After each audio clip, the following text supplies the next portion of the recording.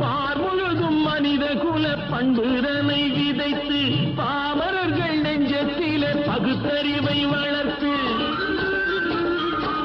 பார் முழுதும் மனித குல பண்புதனை விதைத்து பாமரர்கள் நெஞ்சத்திலே பகுத்தறிவை வளர்த்து போர் முறையை கொண்டவர்க்கு நேர்முறையை விதைத்து சீர் வளர தினமும் வேகமதை வளர்த்து பெற்ற திருநாட்டினிலே